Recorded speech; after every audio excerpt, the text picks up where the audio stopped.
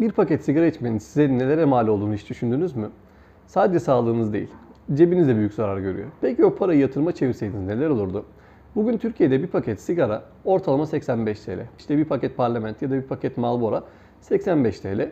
Günde bir paket içen kişi ayda 2550 TL para harcıyor sigaraya.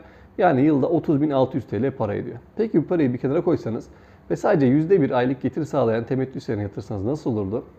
Örneğin Ford Otosan aldığımızı düşünelim her gün.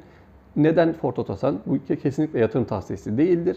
Sadece fiyatı 85 TL'ye yakın olduğu için burada Ford Otosan'ı ele aldım. Ayrıca temettü hissesi olduğu için burada Ford Otosan'ı seçtim. Dediğim gibi kesinlikle yatırım tavsiyesi değildir. Her gün 85 TL sigara parası ile hisse alıyorsunuz ve aylık sadece %1 kar elde ederek devam ediyorsunuz. Şimdi birinci ayda kar ettiğimizde, %1 kar ettiğimizde bizim bu paramız 2575 TL oluyor. Ve ikinci ayda bunun üzerine bir 2550 TL daha koyduğumuzda ikinci ay sonunda 5125 TL'miz oluyor. Bu şekilde 12 ay boyunca devam ettiğimizde ay sonunda hesaplarımıza göre ayda 32.340 TL'miz oluyor arkadaşlar. Yıllık ise %5'e yakın temettü veriyor Ford Otosan.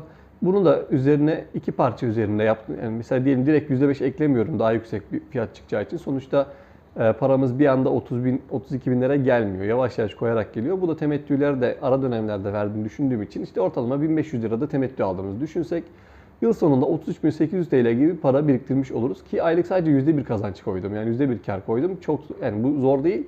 Hatta çok rahatlıkla %1 kazanabiliriz. Hatta bundan çok daha fazla kazançlar da sağlayabiliriz borsada. Bunu biliyorsunuz.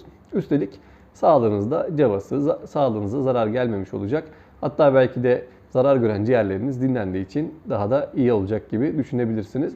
Yani bu senaryo oldukça gerçekçi bence, yeter ki siz başlamak isteyin. 85 liralık sigara size sadece zarar getiriyor. Ama aynı parayı yatırıma çevirdiğinizde yıllık 34 bine yakın para biriktiriyorsunuz. Burada artık seçim sizin. Ben bunu sadece bir yıl için hesapladım arkadaşlar. Bileşik faizin gücüyle, yani bileşik kazancın gücüyle bu ikinci yılda hani çarpı 2 olmayacak. Çok daha fazla getiri sağlayacak. Üçüncü yıl, dördüncü yıl derken çok ciddi fiyatlara çıkabilir. Bence göz ardı etmeyin. Bunu bir hesaplayın, düşünün derim. Yorumlara sigarayı bırakanlar ve yatırım yapmaya başlayanlar yazarsa sizinle sohbet etmek istiyorum konu hakkında. Videoyu beğenmeyi, abone olmayı unutmayın arkadaşlar. İyi günler.